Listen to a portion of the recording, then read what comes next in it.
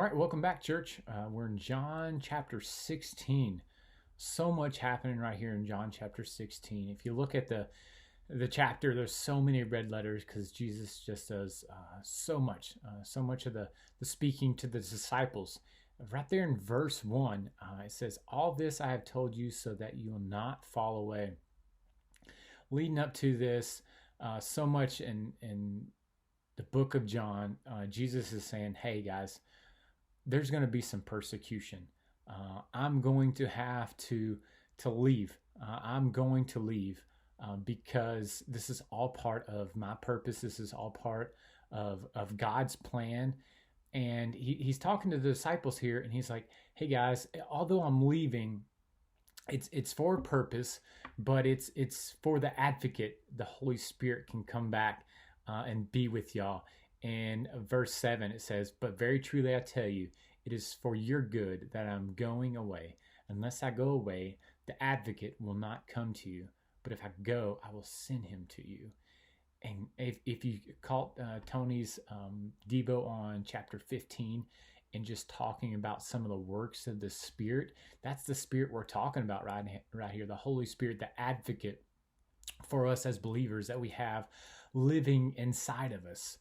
And it gives us so many things through so much trouble in life, so many hard times, so many great times where it brings us joy and peace and gosh, love in times where it's hard to love others, right? There's just a few verses within chapter 16 I just want to kind of highlight for you guys as I was reading through it. That just kind of stuck out to me, that it's truth. Jesus spoke it, right? So let's jump right in some more.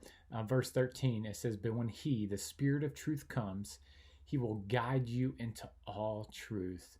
That truth he's speaking of, gosh, it's truth, it's knowledge, but that's also truth where it's conviction. Sometimes it's a little painful in our life, but it's truth, and we need to hear it. And that's where we have the Holy Spirit that's just working in us and helping us look more like, act more like, talk more like, speak more like Jesus and the life that he lived in obedience to God. And here in the next little break of this chapter here, it says on verse 16, if you have one of those Bibles that kind of give you a little heading at the top, it says, "The disciples' grief will turn to joy."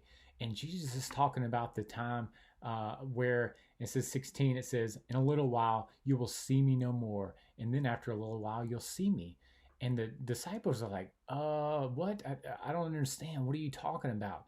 And Jesus goes on to explain it and says, "You're not going to see me because I'm going to be killed on a cross and I'm going to die and you won't see me anymore, but then I'm going to come back to life." And that's what we celebrate in Easter, right? The resurrection of Christ and him living today just as he did thousands of years ago. But we have this Spirit that lives inside of us.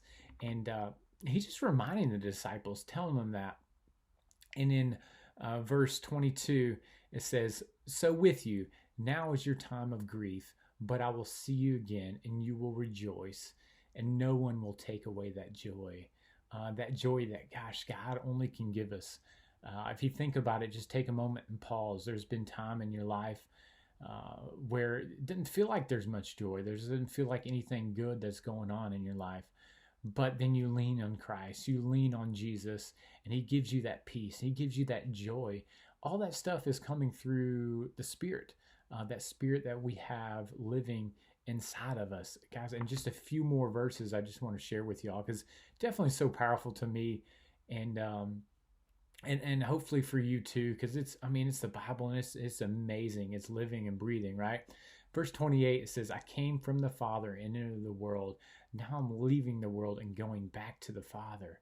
And the disciple, he's telling the disciples all this stuff, and they're like, "Oh man, like I don't understand."